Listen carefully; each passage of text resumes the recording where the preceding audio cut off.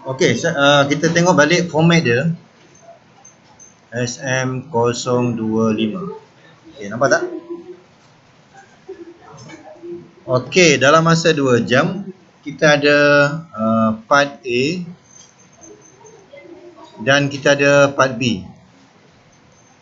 Ini format soalan final exam. Okey. Okey, untuk yang part A ni part A yang masuk adalah 8, bab 8,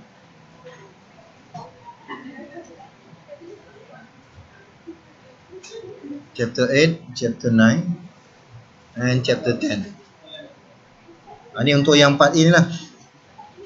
Dan dari segi pecahan markah dia, yang ni ada lebih kurang 6 markah. Yang ni 10 markah. Ini 8 markah. Ini pecahan markah dia. Jumlah 25 markah. Ini untuk part A. Okey, untuk part B pula. Part B part B ni dia ada chapter 1, kemudian chapter 2,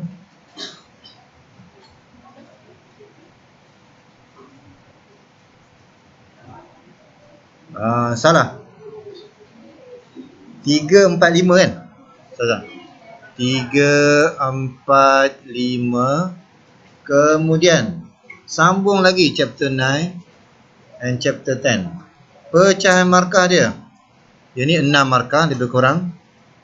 Yang ini 17. Yang ini 14. Yang ini 22. Yang ini 17. Dan jumlah dia adalah 75 markah. Okey. Ini bentuk soalan dah. Maksud dia part A ni ada 3 soalan, part B ada 5 soalan. Okey. Dan kita nampaklah mana chapter yang banyak markah dia. Kalau kita rujuk pada sini, kita akan nampak chapter 9 ni dia banyak markah. Sama ada part A ataupun part B. Chapter 9 tu penting tu.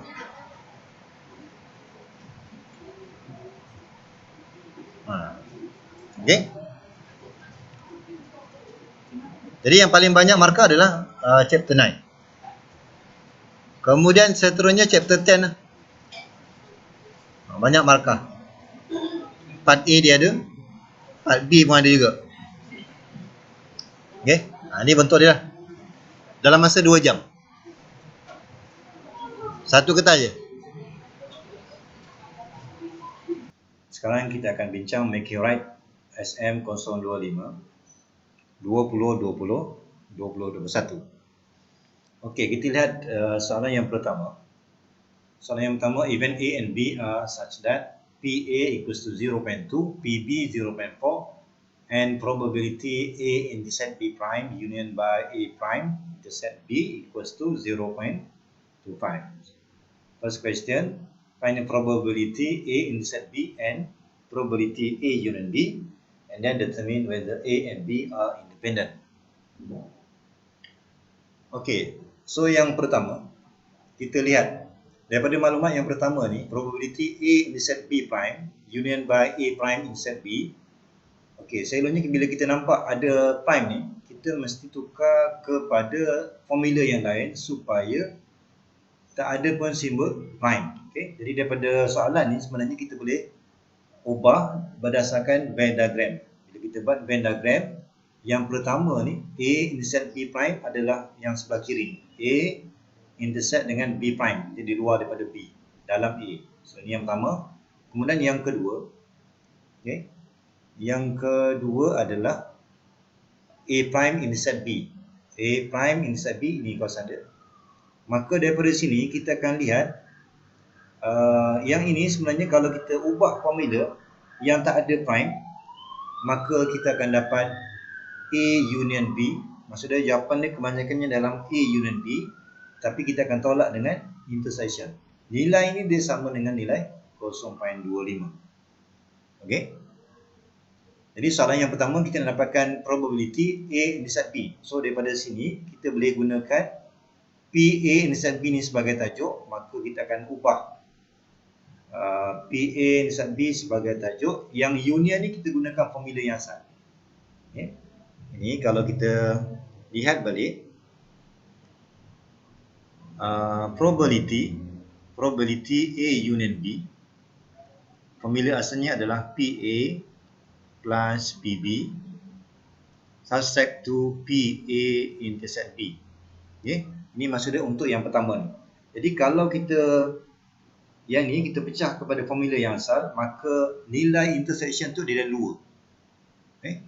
So yang ni daripada sini nanti kita gabungkan dengan yang sini, maka kita akan dapat 2 kali probability A intercept B. So PA plus PB asalnya minus PA intercept B, tapi gabungkan dengan tambahan ni, maka kita dapat 2 kali. Okay. So kita gantikan semua maklumat yang ada ni, jadikan PA intercept B sebagai tajuk. So kita akan dapat 0.175. Okay, itu yang pertama. Kemudian soalan seterusnya, find the probability A union B. A union B. Maka kita boleh gunakan formula yang tadi. So kita boleh gantikan PA dah ada, PB dah ada, dan kita akan gantikan nilai A intercept B yang kita dapat tadi. Okay. Jadi kita hanya gunakan formula. So kita akan dapat, okay, so kita akan ganti PA union B equals to PA plus PB minus PA intercept B. So kita akan ganti. So kita akan dapat 0.425. Okey, kemudian soalan yang kedua, determine whether A and B are independent. Okay. Jadi kita lihat untuk soalan B ni, if A and B ni, kalau kita lihat nota ni, if A and B are independent, maka kita boleh show sama ada gunakan yang pertama. Kalau kita bincang intersection, maka dia akan sama dengan PA dot PB. Maksudnya kalau kita berjaya tunjukkan intersection ni sama dengan PA darab PB, maka kita boleh buat kesimpulan bahawa A and B are independent. Okay. Kalau kita nak gunakan formula union, kalau union nak tunjukkan dia independent, kita boleh gunakan PA plus PB. Asalnya formula kita adalah subtract to A intercept B. Tetapi disebabkan independent, kita boleh tunjukkan dia adalah hasil daripada darab PA darab PB. Itu yang kedua. Ataupun yang ketiga, kalau kita nak tunjukkan, katakan kita dah ada maklumat conditional probability, nak tunjukkan dia independent, kita mesti berjaya tunjukkan dia sama dengan PA. Jadi untuk nak buktikan independent, kita boleh pilih salah satu daripada tiga ni, ikut maklumat yang kita ada. Okay. Kalau ikutkan kat sini, kita dah ada maklumat intersection.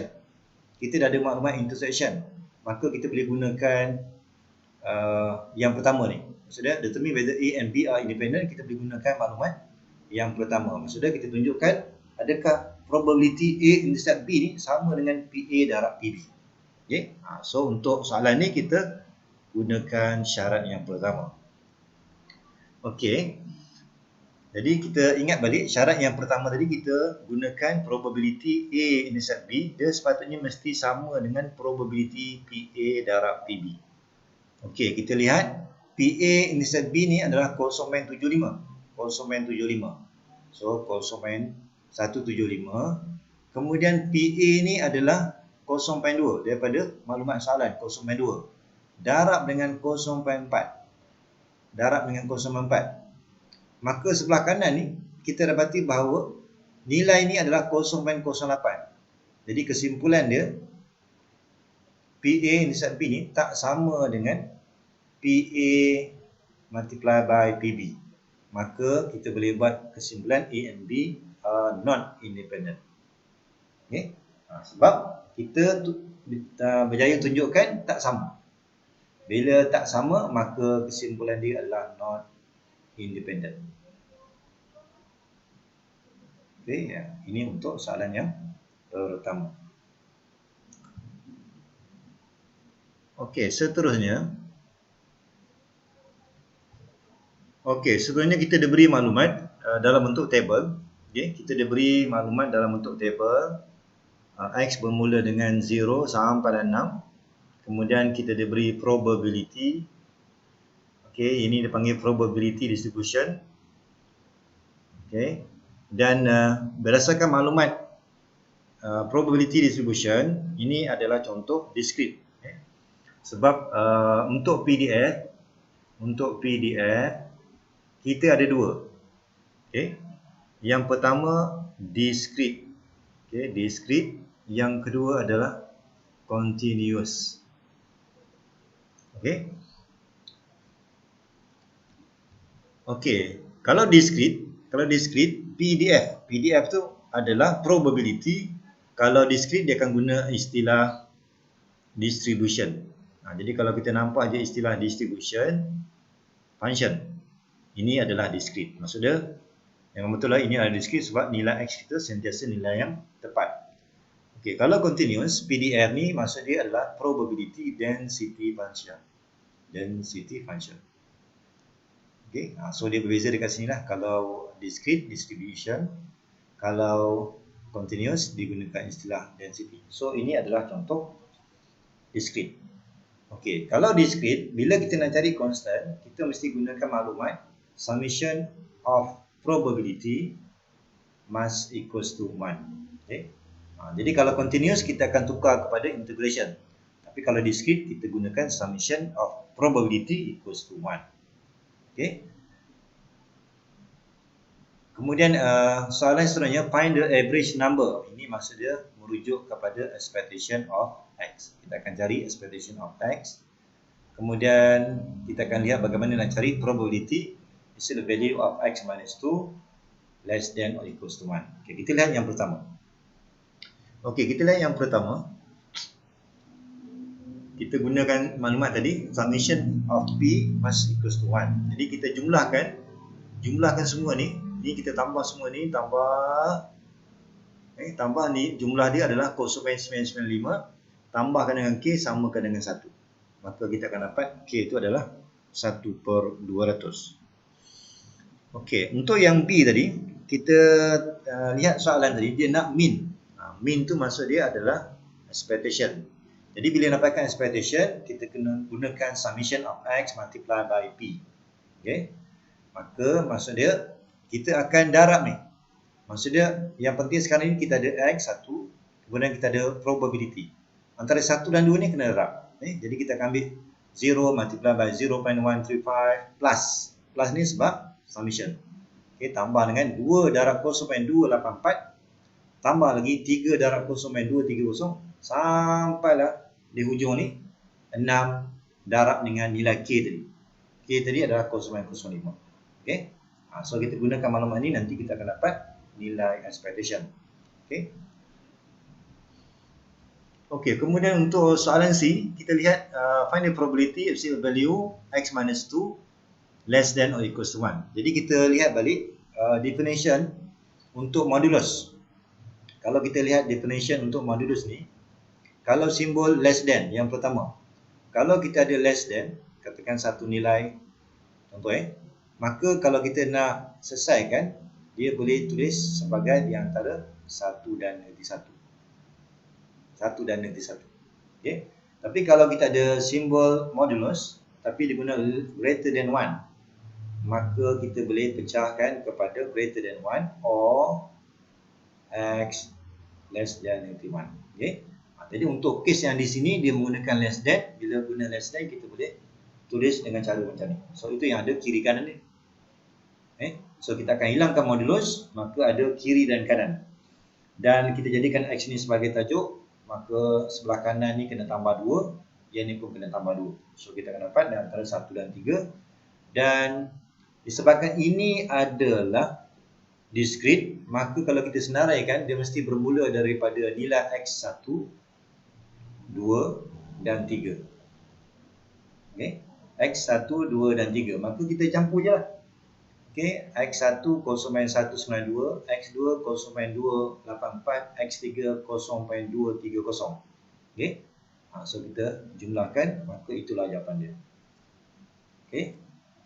Jadi dari segi markah ini adalah summation. Maksudnya kita tunjukkan proses penambahan tu K1, kemudian kita selesaikan untuk dapatkan K ni K1 J1.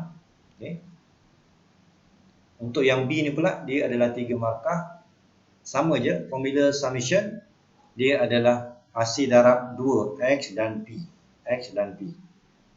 Kalau kita tunjukkan hasil darab ni, maka itu adalah K1 dan cara dapatkan mean tu adalah K1 J1. Okay. Dan seterusnya. 3 markah. Okey, kita tengok soalan yang ketiga.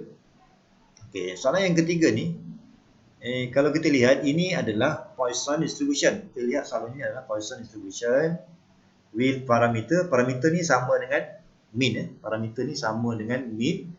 Kalau dalam Poisson ni adalah dia menggunakan simbol lambda. Ingat lambda ni adalah mean. Okey, lambda tu adalah mean dan kita kena hati-hati untuk Poisson ni. Kita kalau nak tulis lambda ni dia mesti bergantung kepada range. Lambda ni 9 untuk 40 minutes. Jadi bila kita nak senaraikan lambda ni, kita mesti merujuk lambda ni bersama dengan dia punya range dia 40 minit. Jadi kalau kita lihat di sini sekarang ni masa yang dibincangkan adalah jam 10 hingga 11.30. Kalau kita tukar dalam bentuk minit, ini sama dengan 90 minit. Jadi bila dia punya range dia berubah, maka lambda pun kena ubah. Kalau 40 minit, dia adalah 9. Jadi kalau 90 minit, maka kita akan buat 90/40 darab dengan lambda yang asal. Okey. Ini kalau kita kira ni, soalan lambda yang baru adalah 20.25. Okey. Kemudian soalan dia find the mean and variance. Untuk Poisson ni, kalau kita nak mencari mean, nilai mean dan variance adalah sama. Untuk Poisson ni, nilai mean dan variance adalah sama. Okay. Jadi kalau kita nak jawab soalan ni, maka kita hanya kira mean je. Jadi sekarang ni mean kita adalah 0.25. So terus kita tulis mean sama dengan lambda tadi. Lambda yang baru So 20.25. Untuk variance pun jawapan yang sama. Variance adalah 20.25. Jadi untuk Poisson ni, mean dengan variance ni adalah nilai yang sama. Okey, ini adalah 3 markah.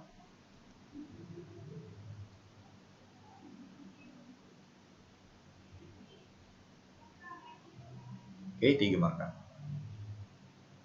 Okey, kemudian untuk soalan yang ketiga ni juga, tapi bahagian B. Okey, sekarang ni kita diberi mean score of mathematics test for a group of student was 78. And 50% of the students score below 75. Okey, sekarang ni untuk soalan B ni kita lihat ini adalah soalan normally distribute. Ini maksudnya normal distribution. Ingat, bila normal dia mesti bincang mean 1, dia mesti ada maklumat mean 1, kemudian dia mesti ada maklumat variance ataupun standard deviation. Kalau ikutkan soalan ni kita ada mean. Okey, mean score adalah 78. So kita boleh gunakan 78 1. Kemudian kita ada maklumat. Okey, maklumat. Okey, sepatutnya kalau ikut sini standard deviation standard deviation sepatutnya diberi dalam soalan, tapi ini adalah soalan diminta mencari standard deviation. Okey. Jadi sekarang ni kita gunakan maklumat yang kedua, 50% of the student score below 75. Maksudnya kita boleh gunakan probability score below 75. Okey. Nilai dia adalah 0.15. Okey. Jadi sekarang ni ini adalah soalan normal, X distributed by normal with mean 78 and variance kita tak tahu. Jadi kita biar je. Okey, jadi sekarang ni sebelum kita nak jawab ni, bila kita nak tukar pengiraan kepada normal, pastikan mesti tukar kepada Z. Jadi ingat, nak tukar kepada Z ni dia ada formula dia. Z equals to X minus mu mean over standard deviation. Okey. Jadi untuk yang di sini kita boleh teruskan probability Z less than. Okey, kalau ikutkan formula, ini adalah X. X ni merujuk kepada soalan. Soalan gunakan 75 So kita akan ambil 75 tolak dengan min 78 bahagi dengan sigma. Sigma sekarang ni kita tak tahu, so kita biarkan samakan dengan 0.15. Okey. Jadi kalau kita kira ni, ini adalah probability Z less than -3 over sigma equals to 0.15. Okey. Kemudian bila kita dapatkan jawapan, kita mesti merujuk kepada table. Okey. Tapi kalau kita nak rujuk pada table, kita selalunya kita buat satu lakaran, kita nak tentukan sebenarnya kita nak lihat dia berada di mana sebenarnya. Okay, katakan kita labelkan yang ni, ini katakan semua ni saya wakilkan dengan satu nilai K. Katakan ni saya wakilkan dengan satu nilai K. Maka kita kena tengok K ni dia berada di mana. Katakan saya andaikan K ni berada di sebelah kanan. K ni kalau berada di sebelah kanan, kalau kita guna simbol less than. Okay. Bila kita tengok K ni sebelah kanan, bila guna simbol less than, dia tak akan dapat nilai 0.15. Dia mesti lebih daripada 0.5. Maka K ni tak logik berada di sebelah kanan. Maka besar kemungkinan K itu berada di sini. Okay. Sebab kalau kita kat sini, baru kita nampak ini adalah 0.15. Okay. Kalau kita letak K sebelah kanan, nilai dia lebih daripada 0.5. Sebab separuh ni adalah 0.5. Okay. So K mesti pada sebelah kiri. Bila kita nak guna table, kalau K sebelah kiri, kita tak boleh guna. Kita mesti pastikan graf kita mesti berada di sebelah kanan. Okay. Mesti berada di sebelah kanan. Okay, maka kita akan gerakkan K ni, maksudnya yang ni kita kena putarkan. Maka K ni kalau kita pindahkan dia, dia akan jadi negatif K. Okay. Sebab kita pindahkan dia ke sebelah ni, maka simbol dia kita mesti gunakan negatif K. So nilai dia ini sama dengan nilai dalam table. Okey. Jadi kalau kita rujuk kepada table, okey. Kalau kita rujuk kepada table, untuk normal table ni dia ada dua table. Yang pertama kita boleh gunakan muka surat. Kalau kita gunakan table ni, muka surat 21. Ini kalau kita refer pada page 21, okey, maka probability Z yang hampir kepada 0.15, maksud dia kita akan baca daripada table tu, kita baca bahagian dalam ni. 0.15, maka kita akan dapat jawapan dia hampir kepada 1.04. Ini kita boleh ambil sebagai 1.04. Okay. Dia hampir kepada 0.15. Okay. Sebenarnya kalau ikut table muka surat 21, kita hanya dapat nilai 0.1492. Cuma kita dapat hampir je. Okay. Ini kalau kita rujuk kepada page 21. Tapi kalau kita rujuk kepada satu lagi table, normal table, page 24, kita akan lihat probability Z. Kita lihat kalau ikut muka surat 24 ni, kita lihat ini adalah nilai alfa dia.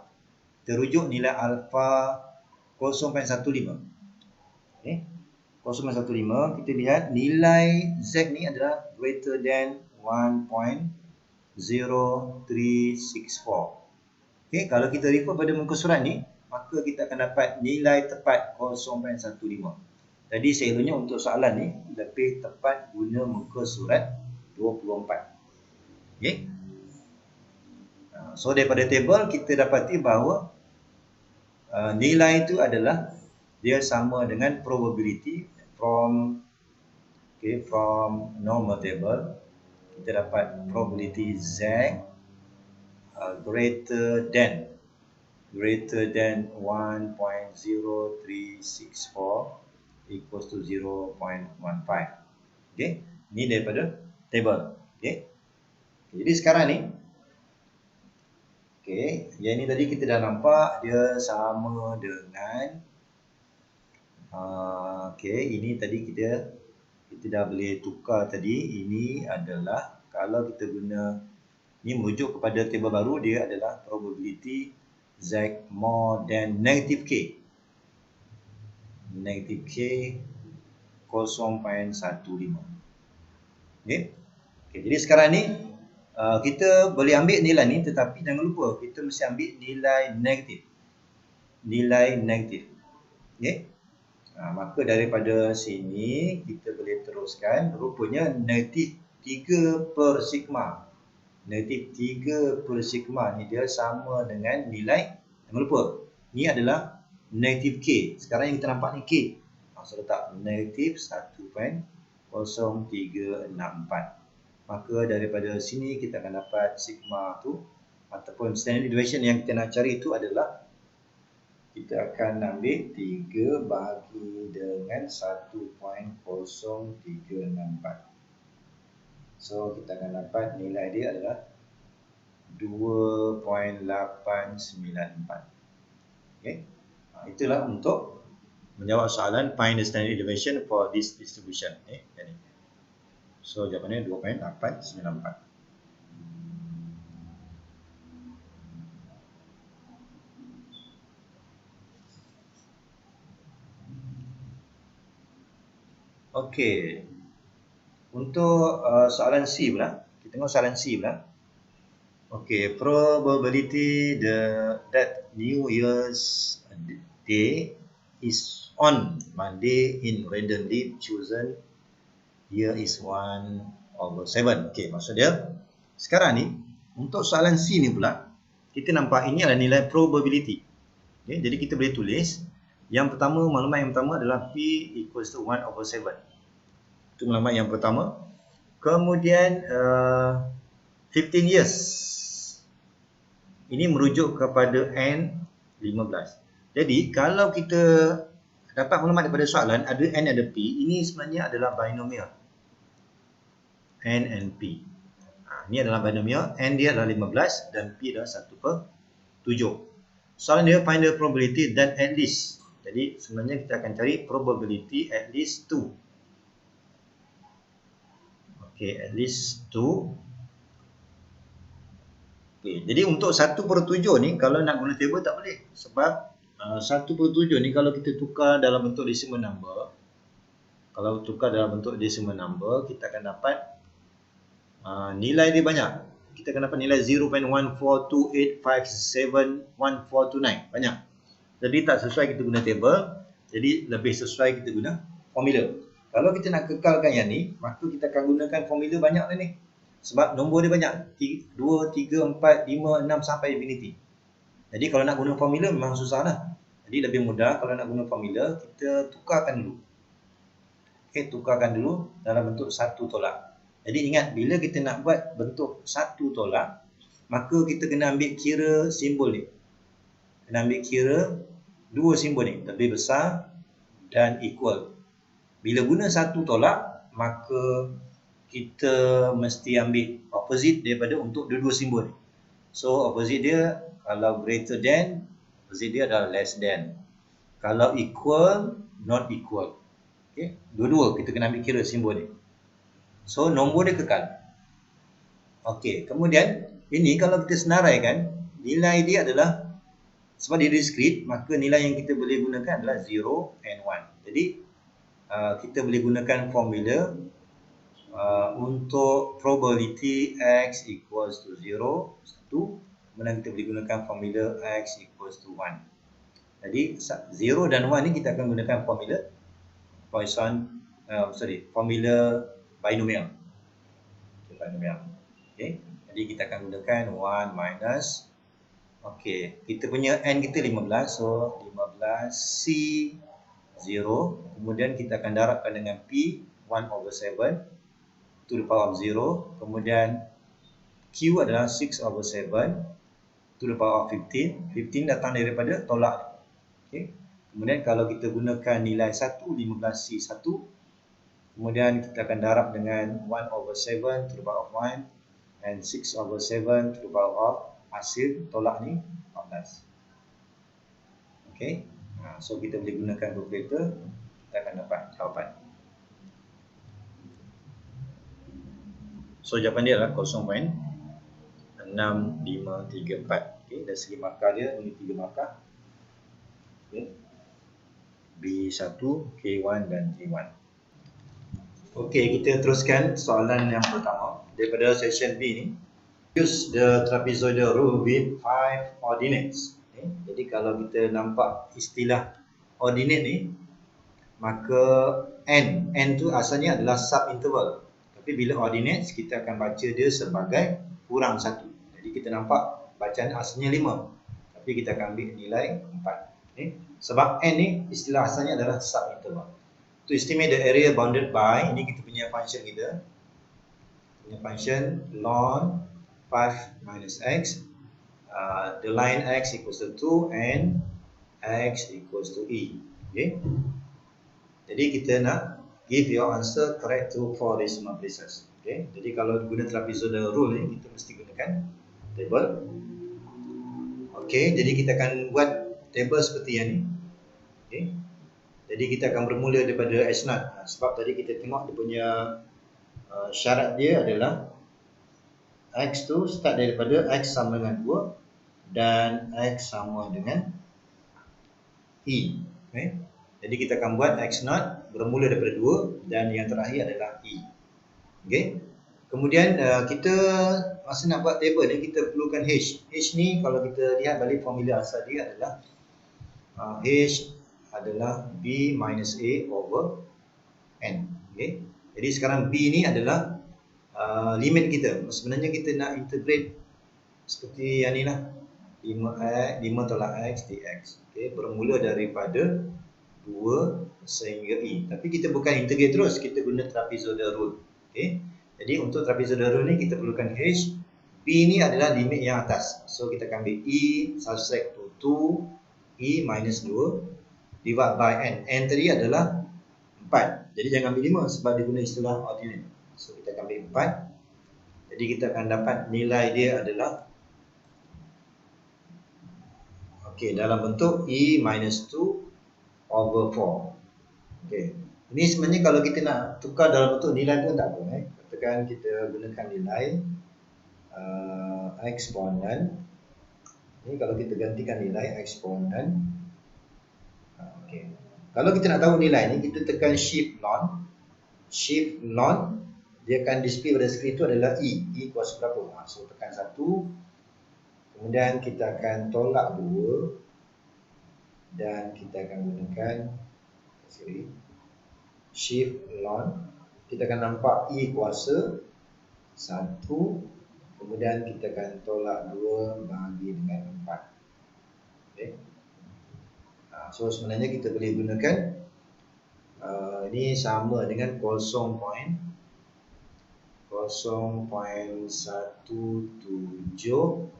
Okey, tadi kita lihat soalan 4 decimal places. Kalau soalan tu nak 4 decimal places, maka masa kita buat pengiraan tu kita selalunya gunakan lebihkan 1. Jadi kita akan ambil 957. Okey. Jadi selalunya kita akan gunakan tambahan. Setiap kali kita ubah ni, tambahan dia adalah 0.1957. Okay. Selalunya yang ni kita boleh tukar jadi 2.17957. Kemudian kita tambah lagi sampai akhir sekali kita dapat E. Okay. So sama ada nak kekalkan yang macam ni ataupun kita ubah dalam bentuk eksponen. Okay. Selalunya kita gunakan nombor bentuk decimal number iaitu 5 decimal places. Kita gunakan ni sebab soalan nak 4 decimal places. Okey. Jadi kita akan ganti nilai guna kalkulator. Kita akan dapat, pastikan yang pertama dan yang terakhir adalah nilai yang ni di kolom yang pertama, kemudian yang lain ni adalah kolom yang kedua. So table yang di bawah ni adalah total dia untuk dua nilai ni, dan yang ini adalah total untuk 3 nilai. Okey, dan kita lihat balik formula. Kalau kita nak cari integration by using the trapezoidal rule, kita akan ambil h over 2. Kemudian kita akan gunakan nilai 1.92354 tambah dengan 2 daripada jumlah 29 868. Okey, seperti yang inilah. Okey. So kita akan dapat jawapan 0.6950. Okey. Disebabkan soalan ni nak for decimal places, maka masa kita buat table ni pastikan kita akan lebihkan 1. Okey. Kalau katakan soalan ni nak dalam bentuk 3 decimal places, maka table kita akan gunakan 4 decimal places. Okey, kita akan lebihkan 1. Okey, itu bahagian markah dia. Okey, kemudian kita lihat soalan yang kedua. Okey, soalan yang kedua.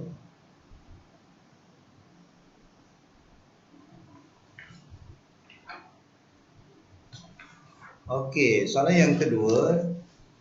A1, find the focus of the parabola x squared equals to 4y minus 1. Jadi kalau jumpa soalan ini parabola, ingat parabola ni dia ada dua jenis. Yang pertama y equals to x squared, maka graf kita mesti bentuk senyum. Okay, kalau negatif dia akan jadi bentuk asam. Satu lagi, kita ada graf y sama dengan y kuasa 2. Y yang kuasa 2, maka bentuk graf kita adalah bentuk C. Okay. Kalau kita bentuk C, kalau ada negatif terbalikkan. Okay. Jadi untuk soalannya ni x squared, maka graf kita mesti bentuk yang pertama lah, dalam bentuk senyum. Kalau positif, maka graf kita mesti bentuk senyum. Okey, soalan dia find the focus of the parabola x squared equals to 4y minus 1. Okey.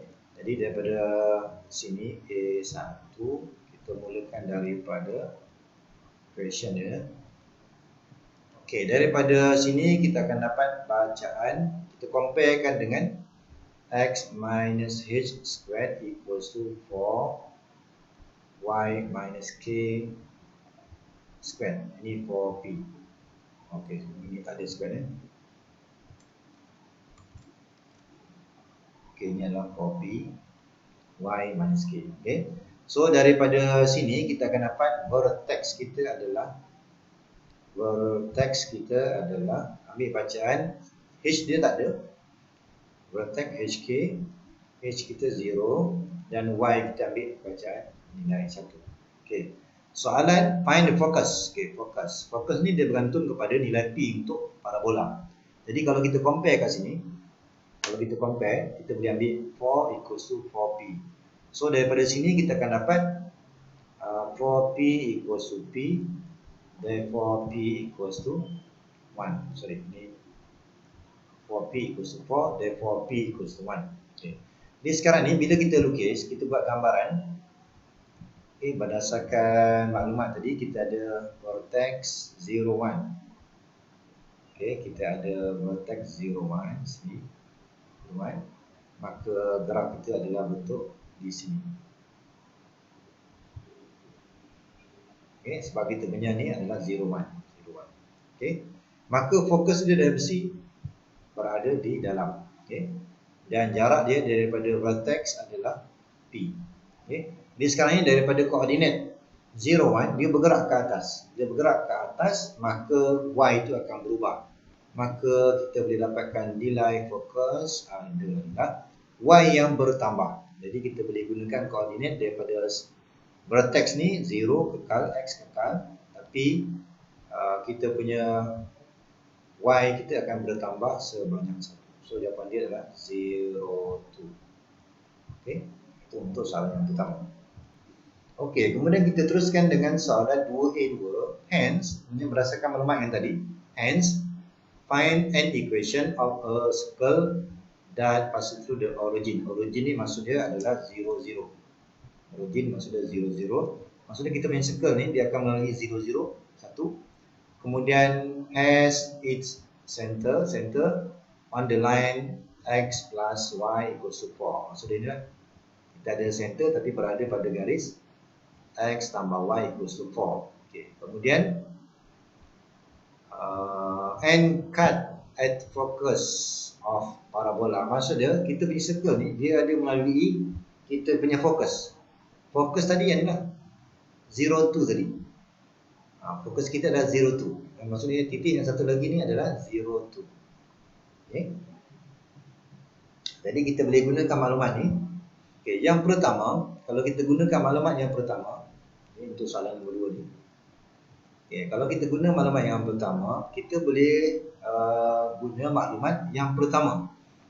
Kita kalau ambil HK on the line X plus Y equals to 4, kita boleh gantikan X tu dengan H, Y tu dengan K.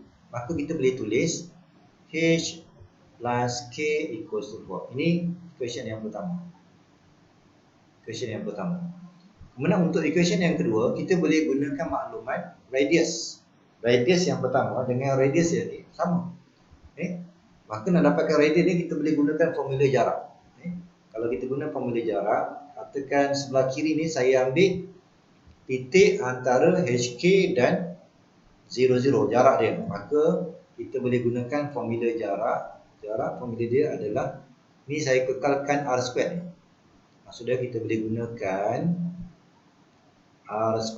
Maksudnya kita, maklumat yang kedua kita gunakan R1 squared equals to R2 squared. Okay. R1 squared ni maksudnya kita cari jarak di antara HK sampai 00. So kita akan dapat formula dia H minus 0 squared plus K minus 0 squared. Okay. Sepatutnya dia akan ada square root, tapi kita kekalkan dalam bentuk kuasa 2 ni. So kekal. Kemudian untuk yang sebelah kanan pula, R2 ni kita kira jarak juga, tapi kita ambil kira R kuasa 2. Jadi kita akan ambil HK dan 02. HK dan 02. Kalau kita kira jarak, maka kita boleh ambil H minus 0 squared plus dengan K minus 2 squared. Okay. Asalnya dia akan ada square root, tapi kita kekalkan dalam bentuk R kuasa 2.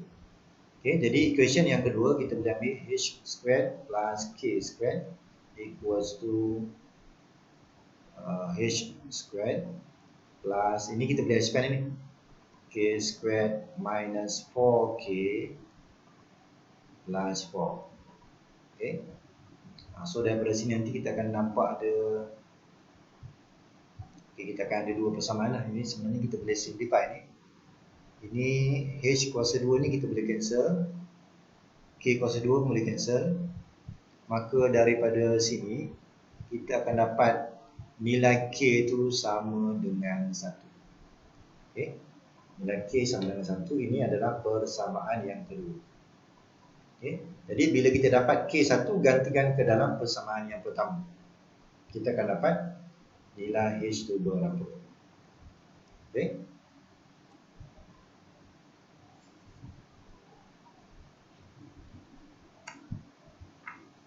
Okey, jadi kita dah ada K1 dan H sama dengan 3. Soalan dia adalah find the equation of circle. Maka kita kena ingat, nak dapatkan equation of circle ni kita perlukan dua maklumat. Okey. Yang pertama kita mesti ada maklumat HK 1. Kemudian kita mesti ada maklumat radius tu berapa. Okey. Sekarang HK kita dah ada. HK adalah 31. HK 31. Maka kita akan ambil X minus, ini kalau kita gunakan standard form for circle, kita akan ambil X minus H squared plus Y minus K squared equals to R squared. Okay. Jadi sekarang ni kita boleh gantikan H kita 3 dan Y kita 1, so dapat ini. Kemudian R, daripada sini kita dah boleh dapat R. R ni kita boleh gunakan equation yang ni pun boleh. Daripada sini pun boleh. Okay. Daripada sini pun boleh. Okay. Jadi kita boleh rujuk kepada R1 kuasa 2 sama dengan H kuasa 2 tambah K kuasa 2. So daripada sini kita akan dapat R squared kita adalah 10. Okay. Jadi bila dapat maklumat ni, kita dah boleh tulis jawapan dia adalah yang ni. Okay. Sebenarnya jalan kerja dia daripada sini, kemudian baru sambung ke sini. Okay. Ini adalah step yang terakhir.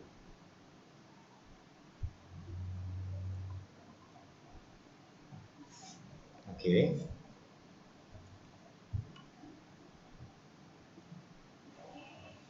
Okey, kemudian soalan yang kedua untuk 2B pula. Okey, untuk soalan 2B Given the foci of n ellipse are 91, 6 and 91, 0. Selalunya bila kita dapat maklumat ni, kita selalunya lukis. Kita lukis. Kita lukis, kalau boleh ikut skala lah, ikut skala 91. Ni maksud dia, kalau kita lukis ni, sepatutnya kita akan dapat sini -1 foci, foci. Ini sepatutnya ini adalah koordinat -1, 0. Okey. Kemudian yang ini adalah maklumat -1, 6. Okey. Ini kita punya fokus kita. Fokus yang pertama dan yang kedua. Okey, with the length of the measure. Okey, length of the measure ini biasanya kita akan gunakan length of measure dia sama dengan 2A. Okey. So daripada sini length of measure ni 2A sama dengan 10, maka kita dapat maklumat awal dia adalah 5. Okey. Jadi kalau kita berdasarkan graf ni, kita akan dapat formula untuk ellipse ni adalah x minus h squared plus y minus k squared equals to 1. Okay, sekarang ni kita lihat ini adalah dia parallel to y axis, maka length of measure ni berada pada paksi y. Bila berada pada paksi y, maka nilai yang paling besar tu adalah 5 tu berada di sini. Kan 5. Ataupun formula kita adalah 5/2. Okey. Jadi sekarang ni kita perlu dapatkan bila sini A, sini adalah B lah, B/2. Okey. Yang pertama kita dapatkan dulu kita punya center. Untuk center ni dia mudah aja, dia adalah midpoint of dua fokus ni, dua foci ni. So kita cari midpoint dapat -1, rupanya yang tengah ni adalah -1, -1,3. Okey. -1,3. Okey, jadi kalau untuk major axis, untuk ni kita gantikan ni major axis kita. Ini kita akan gunakan sebagai A dah. A. So A5. Okey, dan A5. Okey. Kemudian kita perlu cari sebenarnya kita perlu cari nak cari B. Nak cari B, B squared sama dengan A squared subtract 2C squared. Okey. So B squared equals to A squared ni tadi adalah A squared 5. So kita akan ambil 5/2 tolak 3/2. Jadi 25 tolak 9 adalah 16. Okey. Maka B squared tu adalah 16. Jadi kalau kita nak tulis balik, equation of ellipse adalah yang ni 16, dia ni 25. So kita punya center dah ada tadi. So kita gantikan dapatlah equation. Soalan dia find the equation of the ellipse. Kemudian sketch the ellipse. Okay, akhirnya kita akan bikin graf. Bila kita nak sketch the graph ni, sketch the ellipse, maka labelkan yang penting-penting. Major vertices B1. Labelkan ni. Ini kena label lengkap ni. 2. Kemudian fokus.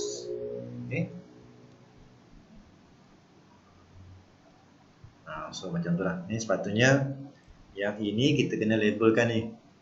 Ni B1 ni kena kira berapa.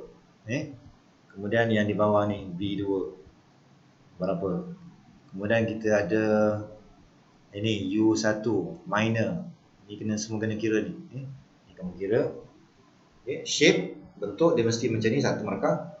Dan label kena lengkap lah semua ni, satu markah. Itu untuk soalan nombor 2.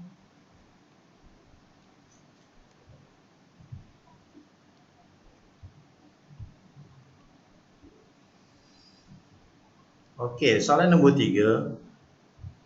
Given two planes. Okey, ingat bila kita jumpa soalan plane ni, biasanya kita akan merujuk kepada normal. So daripada yang pertama ni kita dapat normal dalam bentuk IJK. 2J tambah K. Yang satu ni abaikan. Daripada yang plane yang kedua ni, kita akan dapat satu lagi maklumat, N2. Tukarkan dalam bentuk IJK dan abaikan satu. And the straight line, inilah. Okay. So daripada sini sebenarnya kita boleh dapat nilai B dia. B adalah 2I times 4J. Ini kalau kita nak senaraikan lah. Okay. Soalan yang pertama, find an acute angle. Acute angle ni maksudnya sudut yang kurang daripada 90 darjah between pi 1 dan pi 2. Okay. Jadi kita boleh gunakan formula cos theta equals to, kita gunakan maklumat n1 dot n2 divided by magnitude. Okay. Magnitude. Okay, dan jadikan theta ni sebagai tajuk. Okey, jadi kita akan dapat N1 tadi yang ni. Selalunya bila nak buat pengiraan, kita lebih mudah gunakan column matrix. So N1 ni gunakan 1, 2, 1. N2 tadi maklumat tadi 2 negeri 1, 4. Dan kita akan dapat nilai 4. Ini untuk yang di atas lah, di atas. Kemudian kita akan kira magnitude. Magnitude ni adalah, cara nak kira magnitude N1, kita akan ambil square root of 1 squared plus 2 squared plus 1 squared. Okay. So daripada sini kita akan dapat sebenarnya square root of 2 plus 2. 4 plus 2, 6. Okay. Ini betul kan ni? Ini adalah square root of 6. Kemudian kita kira juga magnitude of N2 square root of, okay, kita akan dapat 2 squared plus negative 1 squared plus 4 squared. Okay, so kita akan dapat square root of 21. Seperti yang ni lah. Okay, so dan kita gantikan. Dan yang ini ada silap sikit ni. Ini sepatutnya tukar kepada, ini tukar kepada square root of 6. Okay, tukar kepada square root of 6. Okay, jadi kalau kita nak guna calculator, pastikan kita ni guna degree je. Kita akan gunakan shift cos. Kita akan ambil 4 divided by square root of 6 multiplied by square root of 21. Okay, so kita akan dapat nilai dia adalah 69.12 darjah. Okay, ini adalah sudut di antara angle between two planes. Okay, itu untuk soalan A.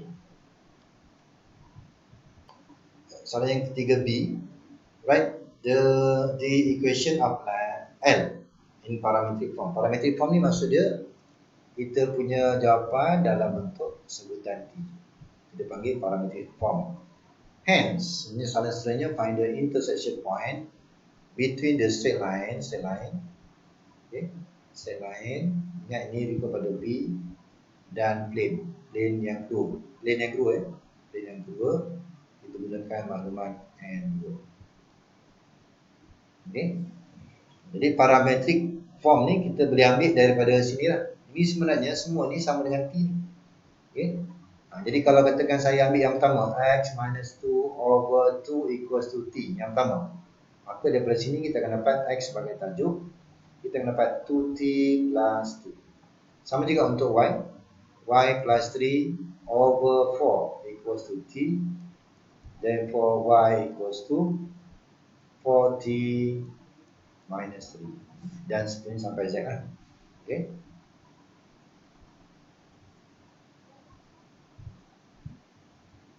Okay, so parametrik daripada kaedah yang tadi kita akan dapat X, Y, Z. Gunakan kaedah dulu. Okay. So X, Y, Z.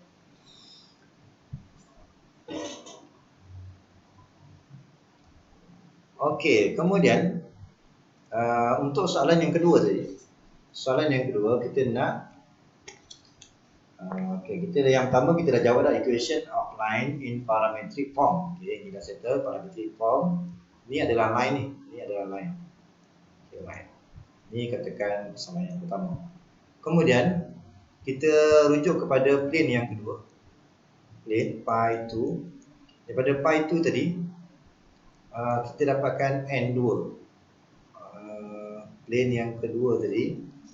Okay, plane yang kedua equation dia adalah 2x minus y plus 4z equals to 1. Ini adalah equation yang kedua. Okay. Jadi bila kita nak dapatkan point of intersection, kita mesti buat simultaneous equation. 1 dan 2 ni kita kena gabung. Jadi untuk lebih mudah, kita masukkan 1 ni ke dalam 2.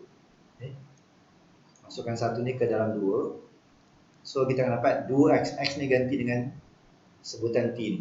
X sama dengan 2 tambah 2t. Y pun ganti. Z pun ganti. Sambungkan dengan 1. So daripada sini tujuan dia untuk dapatkan nilai t. So kita proses dapat t sama dengan t setengah. Okay. Kemudian bila kita dapat t setengah, soalan nak point of intersection. Maksudnya kita nak tahu berapa nilai x.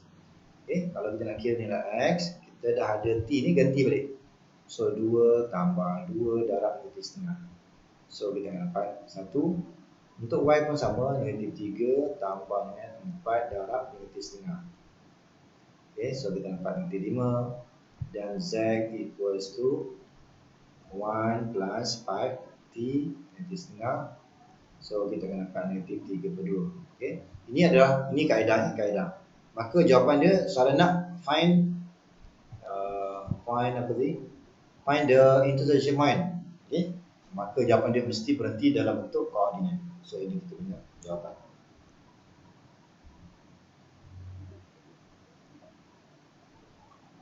Okay, untuk soalan yang ketiga, kita nak find a Cartesian equation of the plane which passes through the point 1, 2, -3. Okay, and perpendicular to both plane pi 1 and pi 2. Okay, jadi sekarang ni bila kita nak mencari equation of a plane ni, kita ingat equation of plane ni, kalau plane, formula dia adalah r dot n equals to a dot n. Maksud dia kita perlu ada yang pertama point, pass through the point. Dan yang kedua kita mesti ada normal. Jadi untuk yang A ni kita boleh merujuk kepada koordinat A. Tapi koordinat A ni kita daripada point 1, 2, dan 3. Daripada point 1, 2, dan 3 ini point A dia ni. Okay. Maka tukar dalam bentuk vektor. So kita tulis I plus 2J minus 3K. Itu yang pertama. Kemudian kita perlukan N. N ni kalau kita ada dua vektor, kita ada N1, kita ada N2, maka kita akan gunakan N1 cross N2. Okay. N1 cross dengan N2. Okay. Jadi tugas kita cari dulu A, cari B, cari N, maka nanti kita ganti dalam equation. So kita akan dapat seperti yang ni lah. Okay. Jadi untuk yang terakhir ni, okay, sebenarnya ini datang daripada formula r dot n equals to a dot n. Okay, daripada sini. Okay. Sebenarnya ni daripada sini sebenarnya kita boleh tulis r ni adalah, okay, r ni daripada sini kita boleh tulis. Ni kalau nak mudah, r ni adalah x, y, z. Dot n ni adalah yang ni. Tapi kita tulis dalam bentuk 9, negatif 2 dan negatif 5. Okay, sama dengan point A. Point A adalah yang ni, 1, 2, negatif 3. Dotkan dengan normal 9, negatif 2 dan negatif 5. Okay. Asalnya kita daripada equation ni, kita akan tulis dalam bentuk inilah. Okay, kemudian bila macam ni, bila dot, maksudnya yang sama label ni kita darab. Jadi 9x tolak 2y tolak 5z. Ini lah katanya. Sebelah kiri. Sebelah kanan 9 tolak 4 tambah 15. So dapat 20. So inilah kita punya jawapan. Let x be the random variable representing the number obtained when a bias die is rolled. Maksud dia, biasanya kita gunakan istilah kita gunakan fair die. Kan? Ini maksud dia, kalau ni fair die ni maksud dia setiap nombor, dan ini nombor dia adalah 1, 2, 3 sampailah 6. Okay. Maka setiap keberangkalan ni adalah 1/6, 1/6, 1/6 sampailah di ujung ni 1/6. Okay. Ini kalau disebut istilah pair. Sekarang dia guna istilah bias. Okay. Maka daripada 1 hingga 6 ni ada kemungkinan probability dia tak sama. Okay. Ada kemungkinan probability dia adalah tak sama. Okay. Kalau pair maksudnya sama. So kita akan lihat nanti bagaimana nilai probability untuk setiap nombor tu. Dalam soalan ni dia nyatakan syarat tambahan the probability of the bias dice. Dan ini maksudnya kita ada dua dadu lah. Kalau satu okay. To give prime numbers. Okay, to give prime numbers. Okay, jadi kalau kita nampak nombor tu adalah prime numbers, prime number ni ingatlah 2, 3, 5. Okay, 2, 3, 5 is 2 times higher than other numbers when it's a whole. Okay, maknanya kalau nampak je prime number, dia ada 2 kali 2 times higher than other number. Okay, soalan nak construct a probability distribution table for X. Okay, jadi kalau kita lihat kat sini,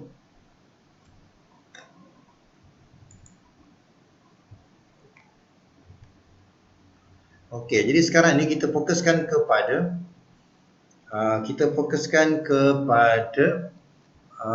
prime number tadi. Ya. Kalau kita fokus kepada prime number, dia adalah 2, 3, 5. Prime number. Okey, prime number 2, 3, 5. Dia maksudnya 2 kali. 2 kali. So ini yang kita ambil 2 kali 2K, 2K. Okey, yang lain-lain tu kita andaikan satu nombor KK. Okey. Kemudian untuk kita nak create probability distribution table, okay, sebenarnya kita akan gunakan ni. Maksudnya kita kena tahu K itu berapa sebenarnya. Okay, kita boleh cari dengan cara kita jumlahkan. Maksudnya kita gunakan summation of probability mesti equals to 1. Okay, so kita jumlah K tambah 2K tambah 2K tambah sampai ujung ni. Maka nilai ni 1, maka kita akan dapat K 1/9. So daripada K 1/9 ni, kita dah boleh create table seperti kehendak soalan ni. Jadi kita akan daripada sini kita akan create satu table yang baru. Okey, kita akan create Px equals to X. Ambil 1, 2, 3, 4, 5, 6. Okey. Kalau 1 maksud dia K, so 1/9. Kalau 2, 2/9. Sebab 2K. Kalau 3 pun sama juga 2/9. Dan seterusnya sampai di ujung ni 1/9. Seperti jawapan yang hantaran. Okay, ini dia panggil probability distribution table.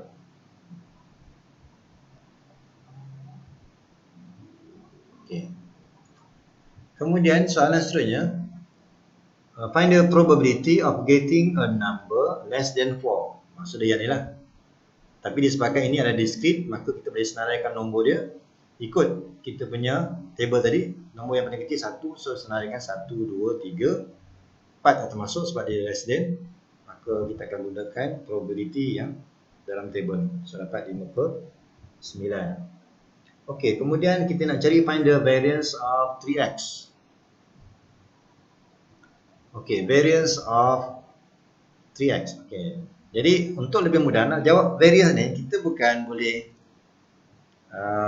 kira terus. Dia mesti berdasarkan pada formula expectation of x squared subtract to expectation of x squared.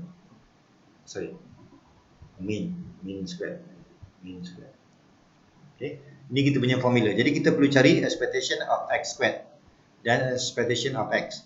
So kita akan kira dulu EX dengan cara 1 darab dengan 1/9, 2 darab 2/9 sampai di ujung ni. Okay, kita akan dapat expectation yang pertama. Okay, so kita dapat expectation 31/9. Kemudian X kuasa 2. X kuasa 2 ni maksud dia adalah kita akan ambil ni X ni kuasa 2, 1 kuasa 2 darab 1/9. Inilah. Kemudian untuk nombor yang kedua 2 kuasa 2 darab 2/9. Sampailah dia hujung. Okay. So kita jumlahkan dapat 1299. Okay. Tapi soalan nak find the variance of 3x. Jadi untuk yang ni, untuk yang ni kita kira dulu variance of x. Kita gunakan formula variance of x ni. Variance of x ni formula tadi. So kita ambil maklumat nombor yang kita kira tadi, masukkan. Maknanya kita perlu kira variance of x. Kita dah ada tadi maklumat ni, expectation of x squared subtract to expectation of x all squared. So kita ganti je 129/9 tolak 31/9 kuasa 2. So kita akan dapat nilai yang berapa? Ini kalau kita guna kalkulator 129/9 dan tolak dengan 31/9 dengan kuasa 2. So kita akan dapat 200/81.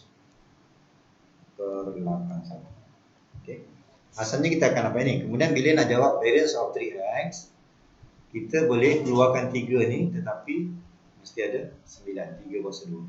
Jadi 9 darab variance x. Variance x yang ni, maka dapat jawapan 200/9. Jadi ingat, bila nak cari variance, dia tak boleh dapat terus variance tu. Mesti cari dulu expectation of x squared dan expectation of x.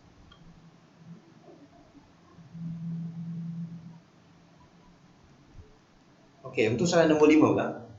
The continuous linear variable x had the probability density function given by. Kita ada 3 function. Yang ini kena hati-hati ni. Ini kalau nak lebih mudah, kita buat macam ni.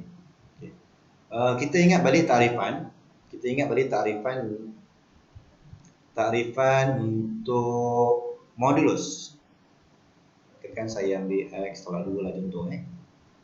Ini sebenarnya tarifan dia yang pertama positif, yang kedua adalah negatif.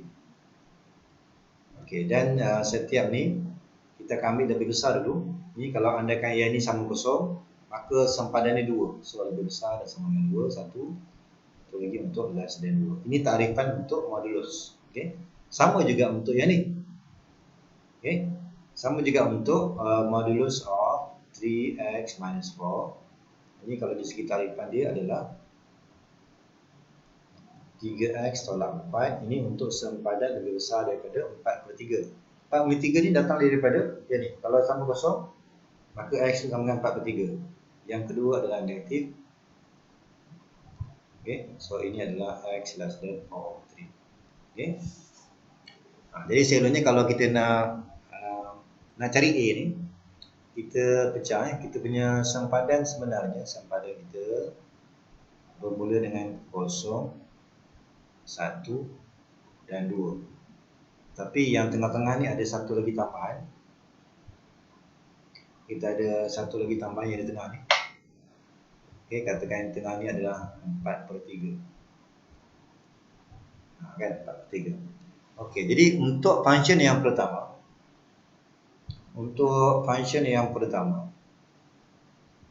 antara 0 dan 1, kita akan gunakan function 1 minus ax. Itu yang pertama. Kemudian untuk yang kedua ni, sepatutnya kita bincang 1 yang kedua. Tetapi disebabkan dia ada modulus, maka kita kena pecah 2. Untuk kurang daripada 4/3, ni 4/3, kita mesti gunakan function negatif 3x tolak 4. 3 tolak 4. Kemudian untuk 4/3 dan ke atas, kita akan gunakan function yang lain pula. Ini kita gunakan function positif.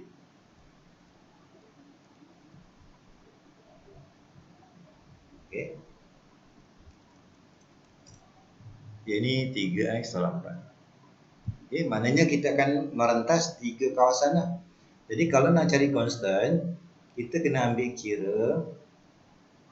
Jadi untuk soalan yang pertama ni, kalau kita nak jawab, kita mesti ambil 0 to 1. Kita ambil 1 minus ax dx tambah dengan, sepatutnya kita ambil 1, 2. Tapi disebabkan kalau kita tengok sini, 1, 2 ni dah pecah 2.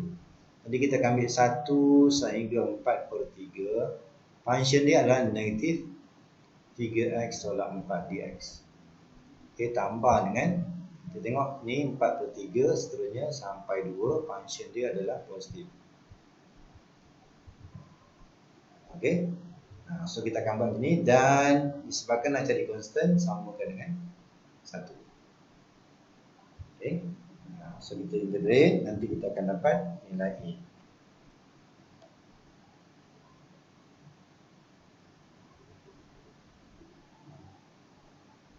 So kita selesaikan, kita dapat A sama dengan 5/3. Okay. Jadi kalau kita ikutkan, asalnya function kita ni cuma ada 2, tapi disebabkan ada modulus, jadi function kita akan lebih daripada 2. Median of x ni sebenarnya kalau kita ikut function yang asal tu, kita ada 2. Jadi kemungkinan dia median tu berada pada yang pertama ataupun yang kedua. Jadi untuk yang nak uji yang mana satu ni, ni kalau kita tulis balik, fx adalah, daripada soalan kita ada 1 minus ax, ini untuk x between 0 and 1. Satu lagi kita ada modulus of 3x minus 4 untuk x between 1 and 2. Yang ini 0 and 1. Okay. Jadi step yang pertama, kita kena pasti median tu berada di mana. Jadi cara kita nak kenal, kita cuba integrate sampai 1 dulu. Kalau kita cuba integrate sampai 1, dan ini kita gantikan A tadi 5/3, dan nilai dia ini 1/6 ni dia sama dengan 0. Berapa? Kalau 1/6,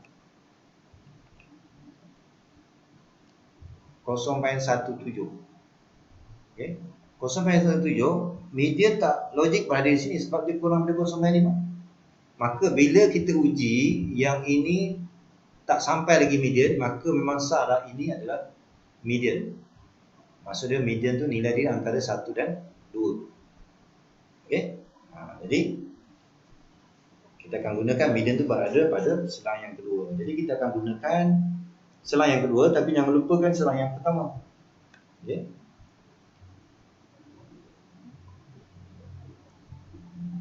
Okey, jadi yang ni kita jangan lupa, walaupun kita fokuskan ke sini, tetapi okey.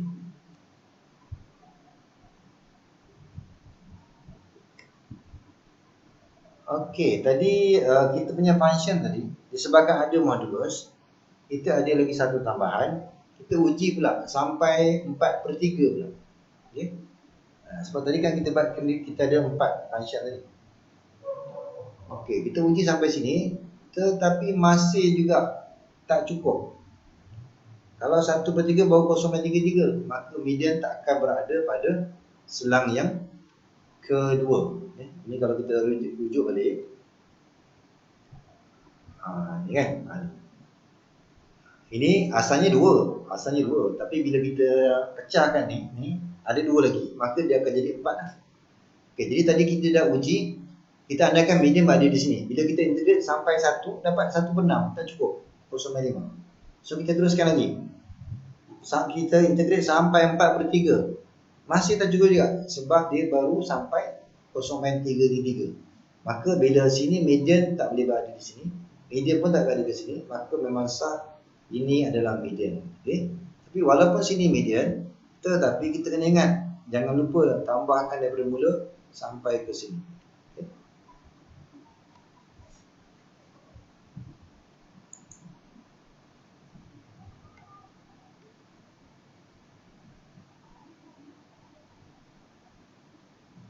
Okey, maka median berada pada antara 4/3 dan 2.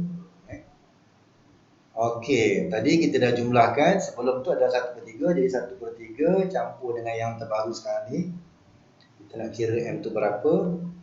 Maka bila kita kira, kemungkinan M tu ada dua nilai. Okay, jadi kita akan ikut range kita mesti di antara 4/3 dan 2. So satu ni reject lah sebab terkeluar daripada semaran kita. Maka M tu adalah 5/3.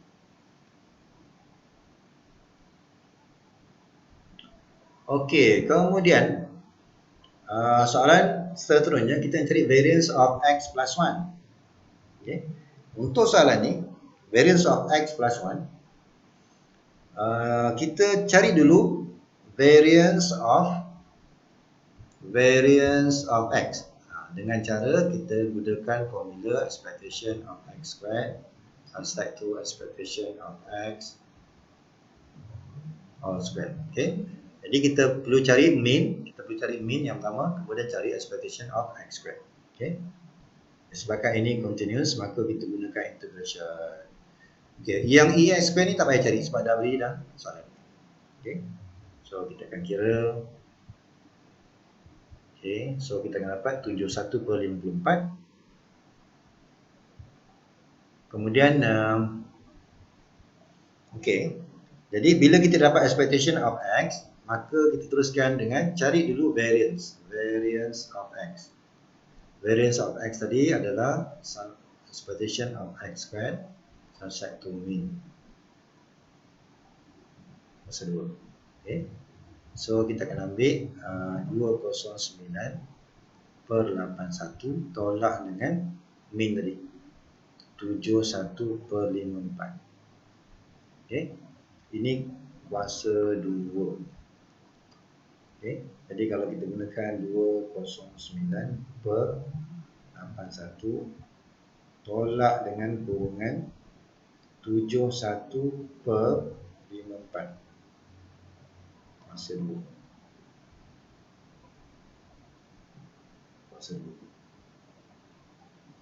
Okay, yang ini kalau kita nak ikutkan ni nilai dia adalah 0.8515. Okay. Tapi soalan tanya find the variance of x plus 1. Jadi kita gunakan properties. Ni kalau kita keluarkan variance x, kemudian variance of 1 adalah 0. Okay, sebenarnya dia sama dengan nilai variance x. So variance x kita adalah 0.8515. Okay. Jadi variance x plus 1 tak payah kita gunakan formula yang baru. Kita gunakan properties, so kita akan dapat sini. Okay.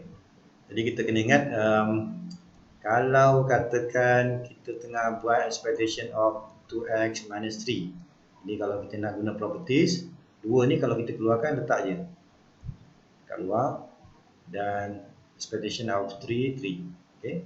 Sama juga kalau kita ada variance of 3 ataupun 2x minus 3, maka bila 2 ni kita keluarkan, dia akan jadi 2 kuasa 2 variance of x. Okay. Variance of constant 0. Okay. So kita gunakan properties yang ni lah. Okay. So kita akan dapat jawapan 0.8515.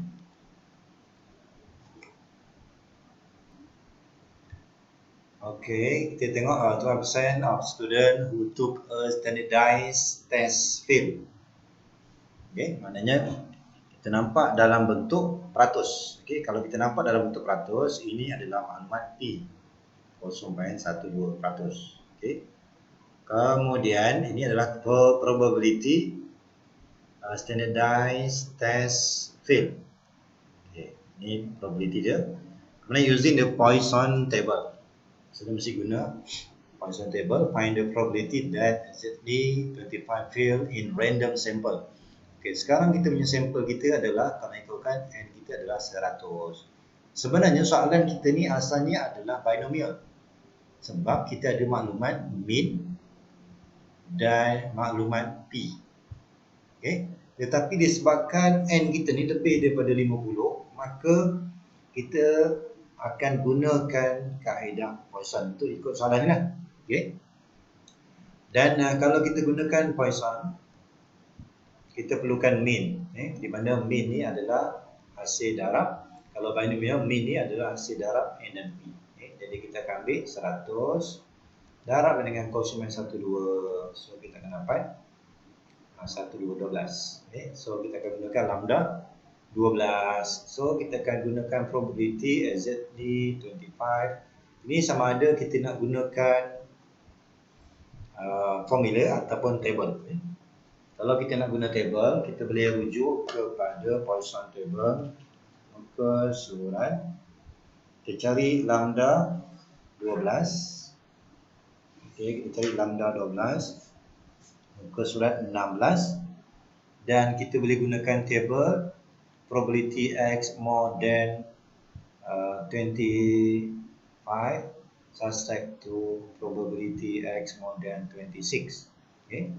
Jadi kalau kita guna table, di bawah lambda 12 cari 25. Okay, so kita akan dapat 0.0007 subtract to 26 0.0003. Maka kita akan dapat 0.0004. Okay. Ini adalah 3 markah. Jadi lebih mudah kita gunakan table. Kalau nak guna formula pun boleh. Kalau nak guna formula, kita boleh gunakan formula eksponen terbawah negatif lambda kita 12 kuasa dengan 25 bagi dengan 25 faktorial. Okey. Ini kalau nak guna formula. Okey, kemudian kita lihat soalan soalan 6B.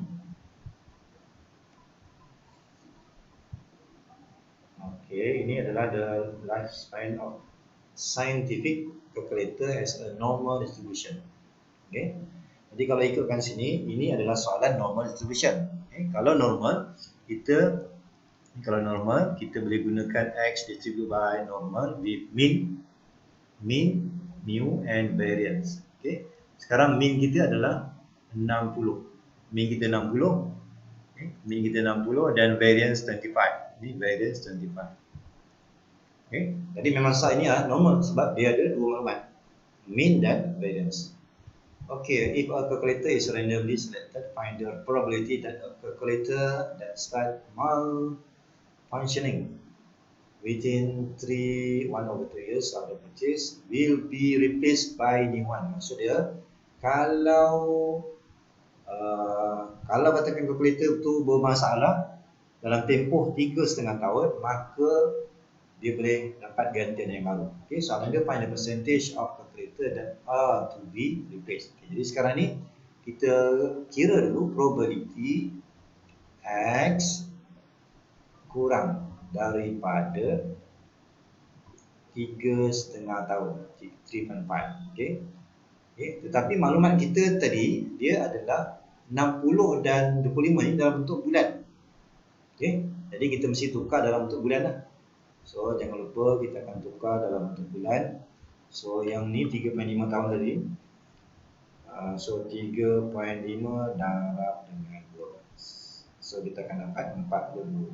Okay, so kita baca 42. Kemudian dalam calculator, dalam normal table tak boleh guna Z, tak boleh guna X. Kita mesti tukar kepada Z. Z ni dia ada formula dia. Okay. So kita tengok balik, Z daripada X adalah formula dia X subject to mean over standard deviation.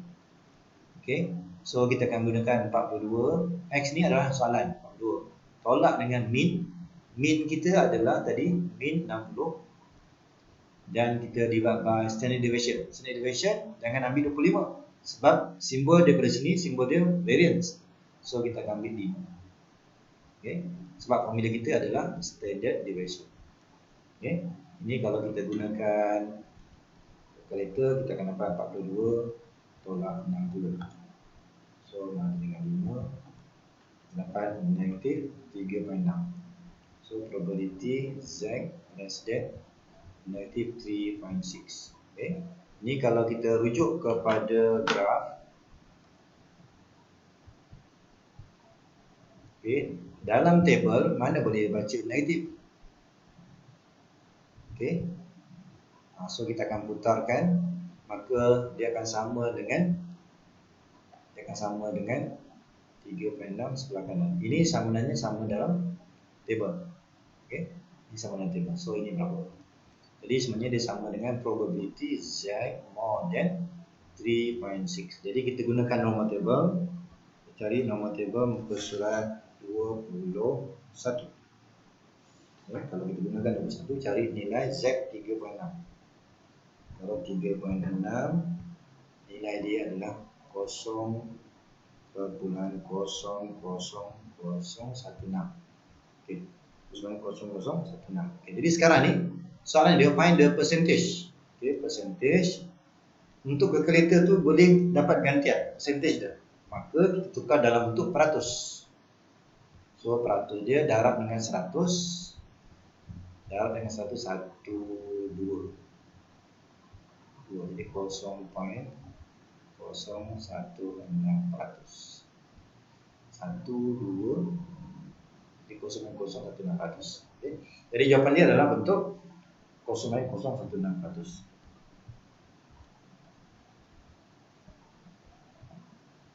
Ini salah ya. Di jawapan dia adalah 0.016%.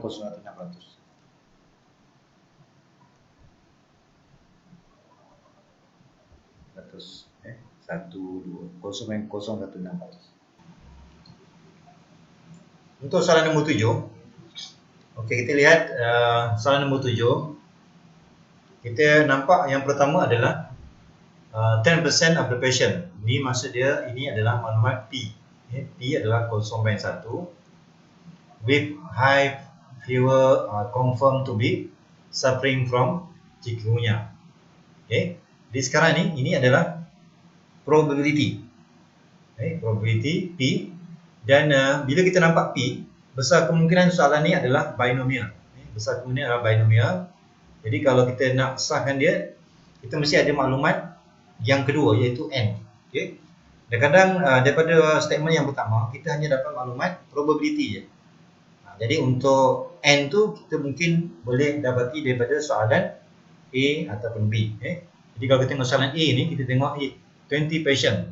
Maksud dia N kita adalah 20. Maka bila kita ada N dan ada P, memang sah ini adalah soalan binomial. Jadi kalau kita nak cari find the probability that less than 6. So probability less than 6. To be suffering from chikungunya. Jadi kita boleh gunakan berdasarkan table binomial. Jadi kalau kita lihat di sini. Jadi tadi kita tengok soalan tadi adalah less than 6, maka kita gunakan, bila nak gunakan table, kita mesti gunakan 1 minus probability x more than or equals to 6. Jadi ingat bila kita gunakan 1 minus, maka kita perlu ambil kira simbol ni. Simbolnya ni less than, satu lagi not equal. Kita kena lihat dua-dua simbol.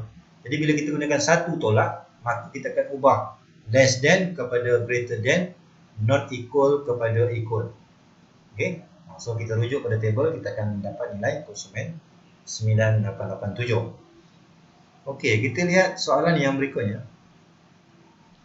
Soalan yang berikutnya, kita lihat P kita masih sama. P adalah 0.1. P 0.1. Tetapi N kita yang baru adalah 300. Ini pun sebenarnya adalah soalan binomial. Sebab kita ada maklumat P dan N. Tetapi kita lihat N kita ni dia lebih daripada 50. Jadi kalau lebih daripada 50, maka soalan asalnya adalah binomial. Kita akan tukar kepada normal. Tapi maklumat normal kita perlu ada mean dan kita perlu ada variance. Jadi soalan kekal binomial, cuma pengiraan kita tukar kepada normal. Istilah dia menggunakan using normal approximation. Ini maksud dia asalnya ini bukan soalan normal. Ini adalah soalan binomial. Cuma kita gunakan pengiraan, guna kaedah normal, perhampiran saja. Jadi soalan yang pertama, approximate the probability that 11 to 15 patient are confirmed to be suffering from chikungunya. Jadi sekarang ni kita dapatkan yang pertama, kita perlukan maklumat mean dulu. Okay, sebab bila kita nak gunakan normal, kita perlu mean. Okay. Mean ni simbol dia mu. Untuk normal, kita gunakan hasil darab N dan P. Okay. So, kita akan dapat 27. Okay. Jadi sekarang kita dah ada mean 30 dan variance adalah 27. Okay. Variance. Okay, ini adalah simbol variance. Okay. Kita gunakan sigma prosedur. Ini adalah variance. Okey, jadi yang pertama, approximate the probability X 11 to 15. Maksudnya kita akan gunakan 11 to 15 dan pastikan mesti ada sama dengan. Okey, kalau guna to maksudnya sama dengan termasuk. Maka kalau kita buat quantitative correction, sebelah kanan kita akan tambah dengan 0.5, sebelah kiri tolak 0.5. Okay. Jadi kita terpaksa buat quantitative correction ni sebab soalan asalnya ada binomial. Tapi kita nak buat pengiraan kepada normal. Okay. So sebelum kita jawab soalan ni, pastikan mesti guna quantitative correction. Lepas tu, so kita ringkaskan.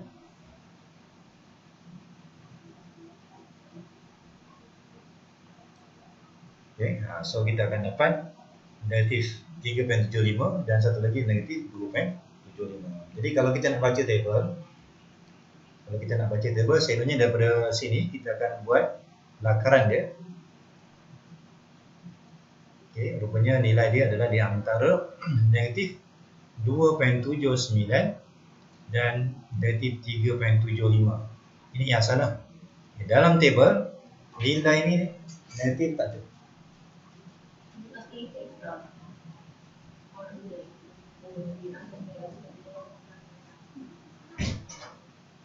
Okey, jadi kalau kita putarkan, jadi kita tengok graf kita, dia akan berpindah kepada nilai 2.79 hingga 3.75. Okey, so kita akan dapat pasal ni. Jadi kalau kita nampak dua-dua berada di sebelah kanan, maka kita akan ambil nilai Z lebih besar daripada 2.79 tolak dengan nilai table 3.75. Okey. Jadi kita akan ambil 2.79 tolak dengan table 3.75. So kita akan dapat 0.00255.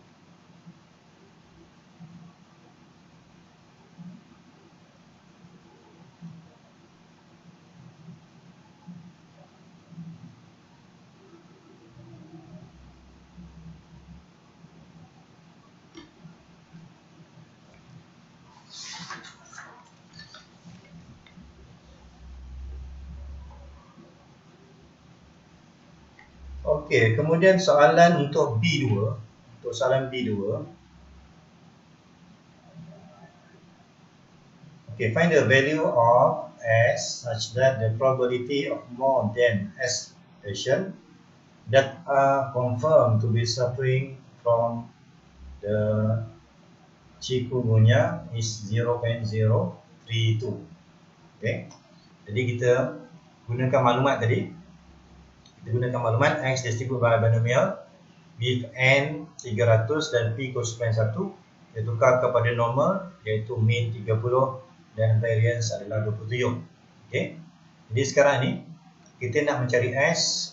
Syarat dia adalah probability more than S. Jadi kita gunakan more than S dan kita pastikan mesti tukar kepada quantitative correction dulu. Maka kita kena ingat, kalau simbol lebih besar tak ada sama dengan, bila lebih besar kita mesti guna tambah. Okay. So kita dapat 0.5 tambah 0.5 tolak dengan min. Ini adalah nilai untuk S, X tolak min divided by standard deviation. Okay. Sama dengan 0.032. Dan kalau kita refer pada table, okay, so kita boleh refer pada table. Ingat, normal table ni ada dua, sama ada tengok muka surat 21 ataupun muka surat yang terakhir. Okay, kita lihat dulu. Kalau kita refer pada muka surat 21, kita akan baca nilai 0.032 ni daripada dalam. Okay, 0.032 0.032. Okey. 0.32. Okey, jadi kalau kita baca daripada table muka surat 21, kita hanya dapat nilai 1.85. Jadi kalau kita soalan 2 jadi bacaan ni kita tengok, kalau kita rujuk normal table page 21, maka bacaan dia adalah probability Z more than 1.85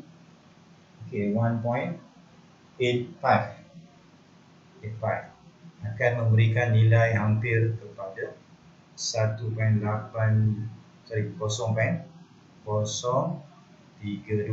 Okey. Tapi kalau kita refer kepada normal table page 20, kita boleh refer pada page 24. Okey, kalau kita refer pada page 24, kita boleh lihat nilai alpha. Ini adalah nilai alpha. Okey. Ni kalau kita nak gunakan table yang last tu, kita gunakan rujukan kita adalah alpha. Jadi cari alpha 0.032.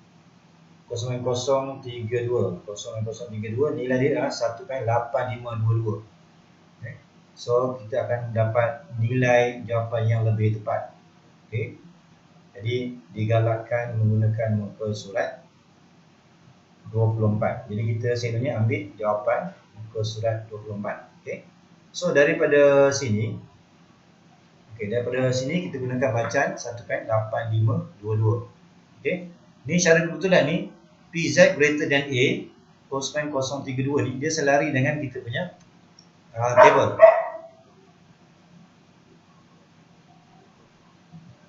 Katakan A di sini kalau guna level besar, maksudnya kawasan kita ni selari dengan kita punya table 0.32.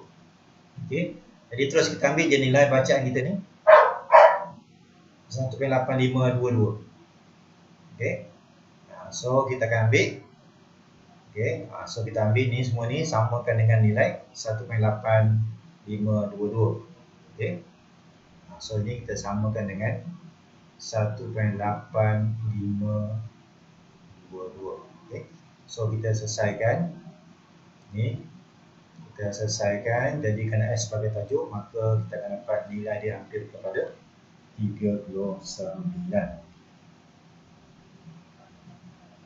Okey, kalau kita refer soalan ni, soalan tanya S.